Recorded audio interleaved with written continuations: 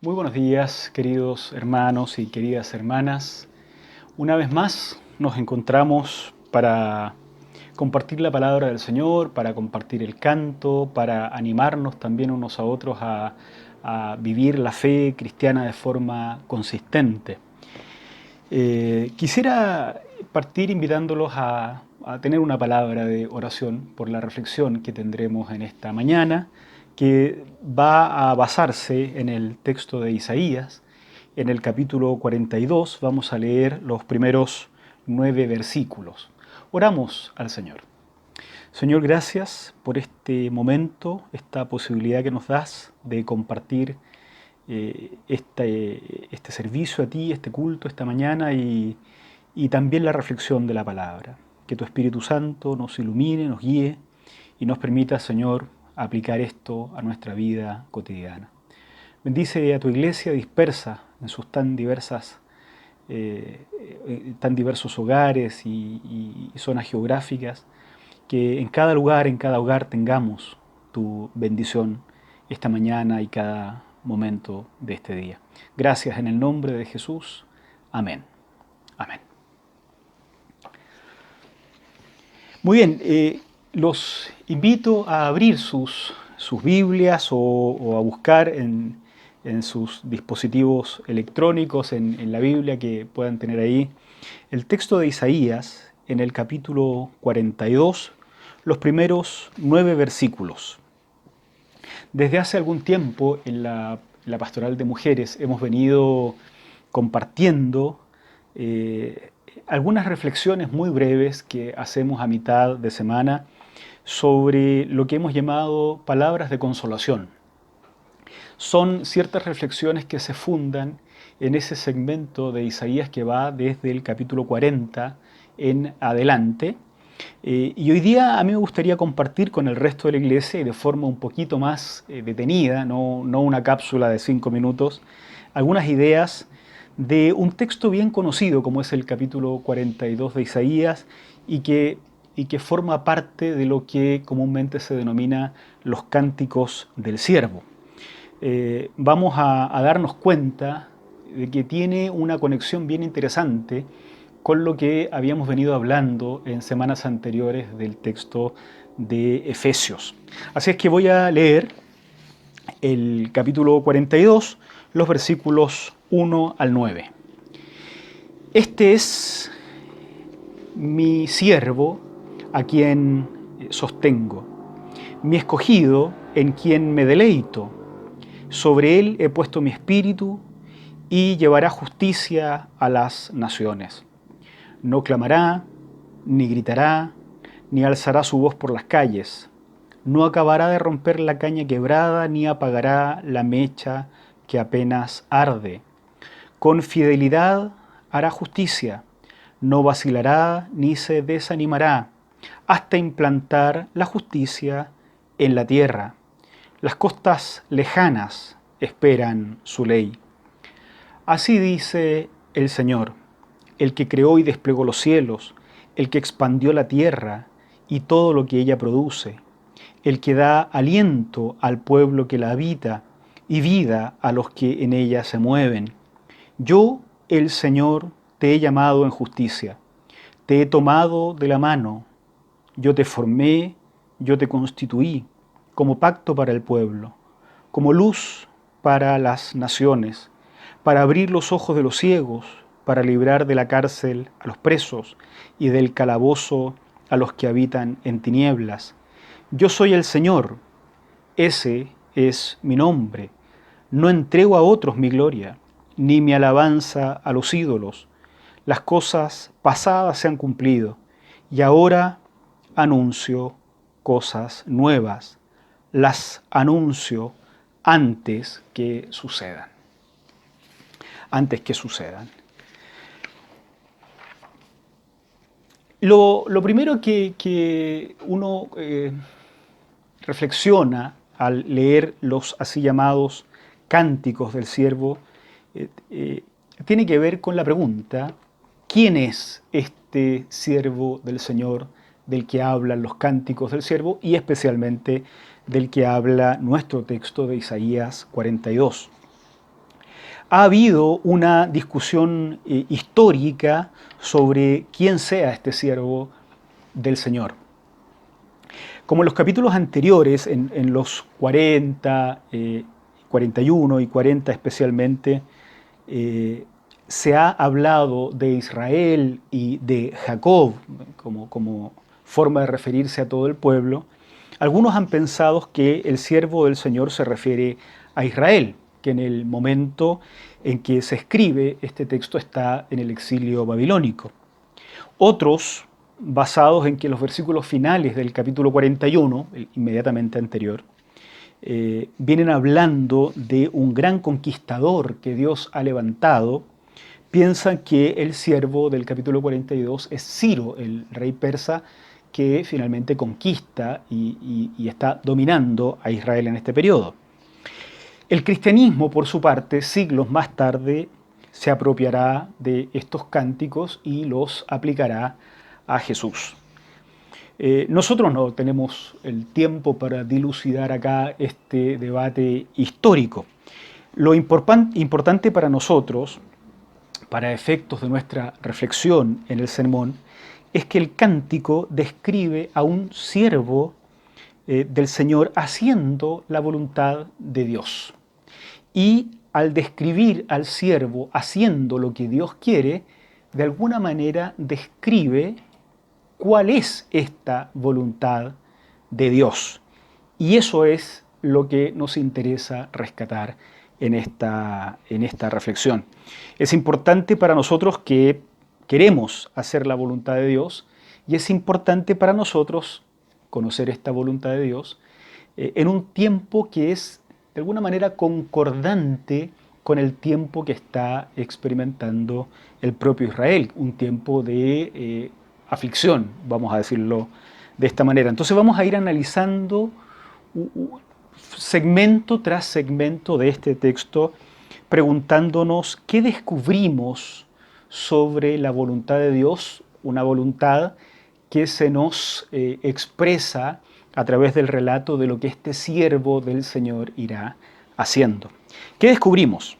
Bien, en primer lugar, descubrimos que la voluntad de Dios es la justicia. Los primeros 4 versículos nos hablan de esto. Este es mi siervo, a quien sostengo, mi escogido en quien me deleito, sobre él he puesto mi espíritu y llevará justicia a las naciones. No clamará, ni gritará, ni alzará su voz por las calles, no acabará de romper la caña quebrada, ni apagará la mecha que apenas arde. Con fidelidad hará justicia, no vacilará ni se desanimará hasta implantar la justicia en la tierra. Las costas lejanas esperan su ley. Destaca de este texto que este siervo llevará justicia a las naciones, versículo 1, que con fidelidad hará justicia, versículo 3, que no vacilará ni se desanimará hasta implantar la justicia en la tierra, versículo 4. Demasiadas veces se han creado horizontes falsos para la esperanza del pueblo de Dios. De una u otra forma se anuncian futuros, se anuncian horizontes que generan expectativas no concordantes con la esperanza que el pueblo de Dios en la Biblia parece tener. Demasiadas veces los cristianos han intuido que las cosas en la vida no son como debieran ser, pero la religión, de una manera o de otra, que divide la vida humana entre cuestiones invisibles y cuestiones visibles, como si lo espiritual fuera solo lo invisible y lo visible fuera material, nos hace ciegos a una esperanza que exprese adecuadamente lo que el texto dice que el siervo de Dios hará en cumplimiento de la voluntad del Señor. Si la voluntad de Dios es la justicia, y lo que el siervo del Señor, que relatan estos cánticos, hará es la justicia, entonces lo que los cristianos debieran desear y debieran buscar y debieran tener como horizonte de su comportamiento es precisamente la justicia. La justicia en la Biblia no es aquello que determina un tribunal humano, de ninguna manera. De hecho, si precisamente la esperanza es que el siervo del Señor de la Biblia instale la justicia y esta justicia llegue hasta las costas lejanas, es precisamente porque se tiene la sensación en la época bíblica de que la justicia con la cual funcionan como sociedad no es realmente la que Dios quiere. Bueno, esa intuición no siempre los creyentes, los cristianos hoy, pueden expresarla con claridad. A veces no tienen las herramientas teóricas, a veces no tienen las herramientas técnicas. No siempre las personas sabemos decir lo que nos parece que es justo o lo que nos parece que es injusto en la sociedad. A veces tampoco los creyentes, y esto es así en la gran mayoría de los casos, tenemos el poder para instalar en una sociedad aquello que consideramos justo a la luz de la revelación del Señor. El siervo del Señor del que habla la Biblia hará y que hará la voluntad del Señor, hará la justicia, porque eso es lo que se nos revela como la voluntad del Señor. Por eso es importante poner ojo en qué es lo que esperamos que acontezca en la vida. ¿Qué es lo que esperamos que acontezca como fruto de la predicación del Evangelio en la sociedad? A veces lo que los creyentes esperamos que pase en la sociedad parece bastante cristiano, pero en realidad está lejos de lo que la voluntad del Señor revelada en la Biblia expresa. Lo primero que descubrimos acá es que la voluntad de Dios es la justicia. Lo que descubrimos en segundo lugar es que la voluntad de Dios es la vida plena de las personas. Miren ustedes versículos 5 al 7. Así dice el Señor, el que creó y desplegó los cielos, el que expandió la tierra y todo lo que ella produce, el que da aliento al pueblo que la habita y vida a los que en ella se mueven. Yo, el Señor, te he llamado en justicia, te he tomado de la mano, yo te formé, yo te constituí como pacto para el pueblo, como luz para las naciones, para abrir los ojos de los ciegos, para librar de la cárcel a los presos y del calabozo a los que habitan en tinieblas. Sobresale de este texto esta idea de que este Dios cuya voluntad se está por cumplir es el que creó y desplegó los cielos y es el dueño, por tanto, de todo lo que la tierra produce.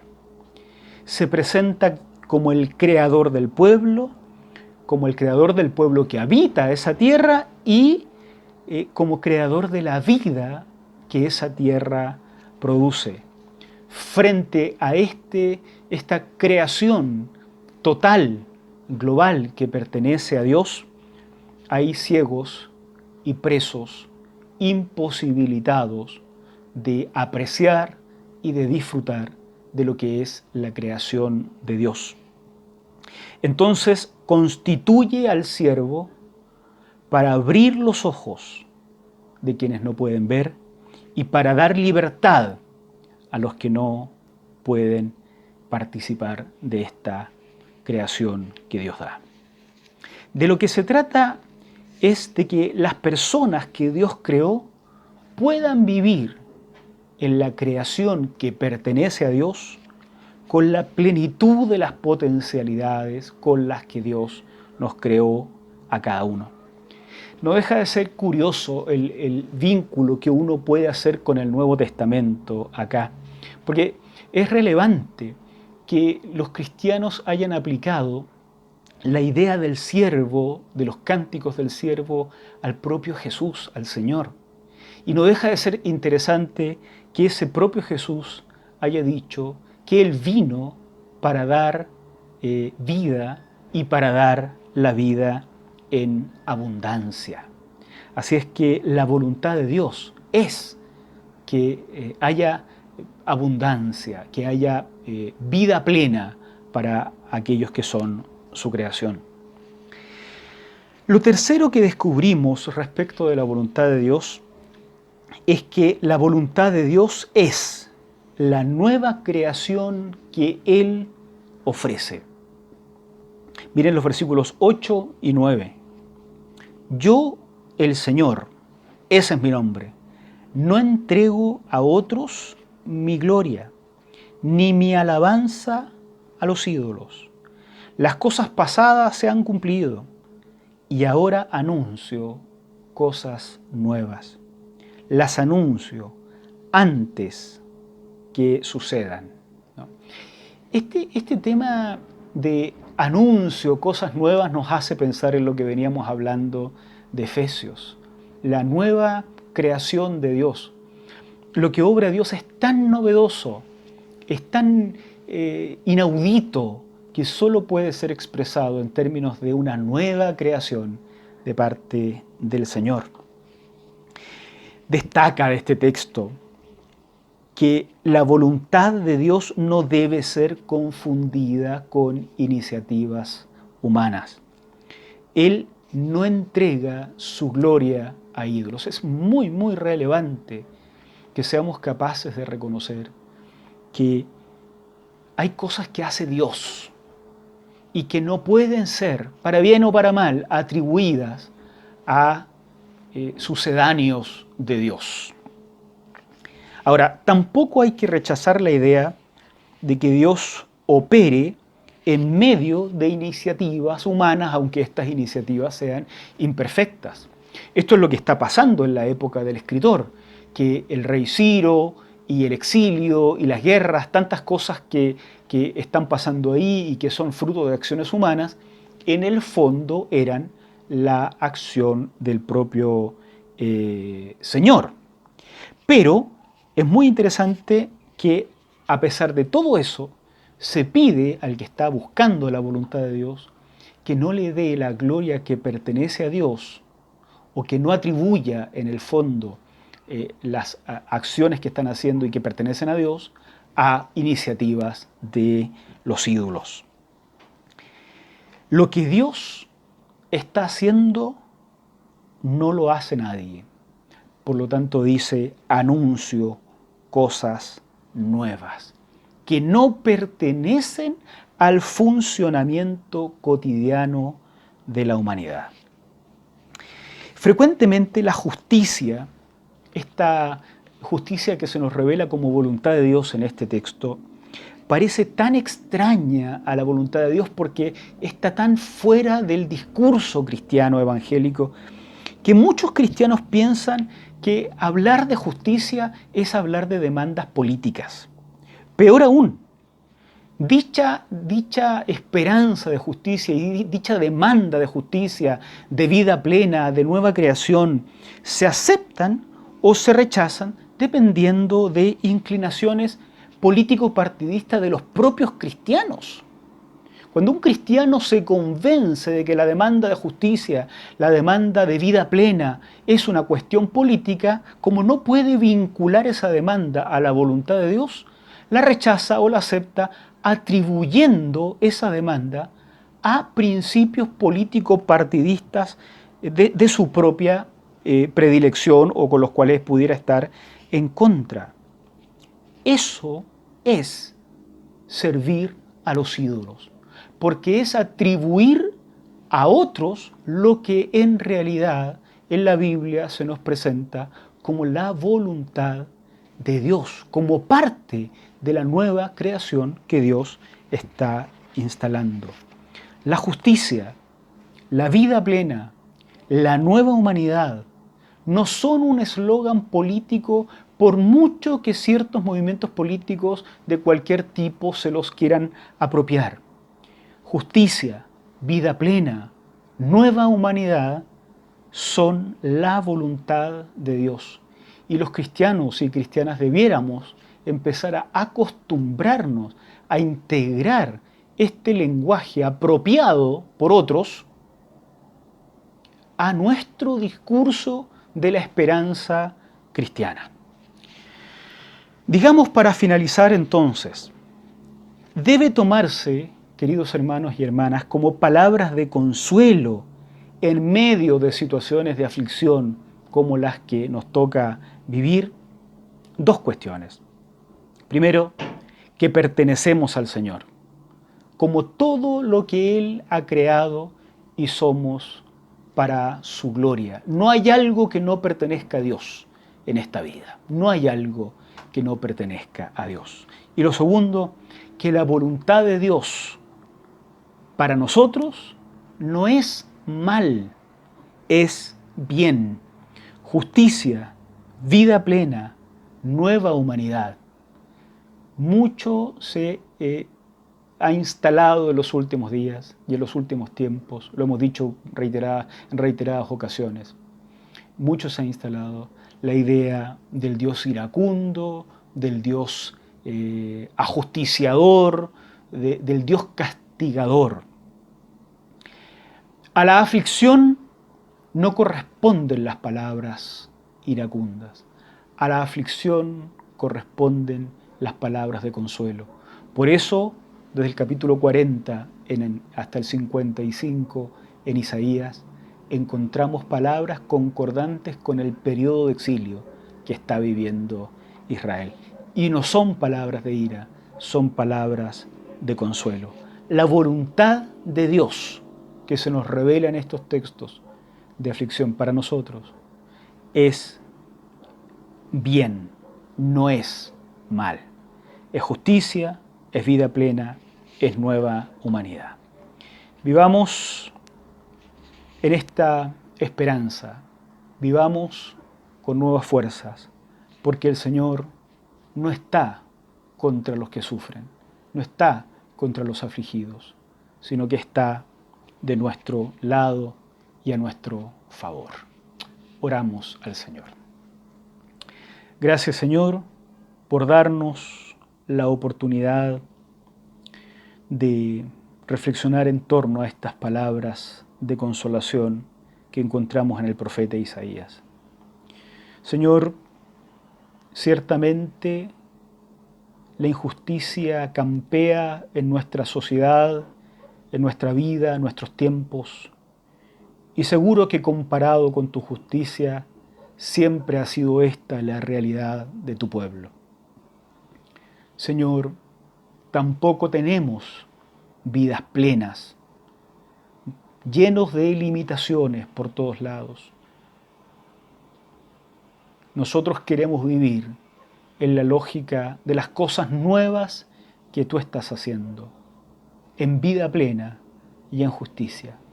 Nos ofrecemos, Señor, sobre tu altar, para que te sirvas de nosotros y para servirte y a nuestro prójimo, en pro de vidas justas, de vidas plenas, de nueva humanidad.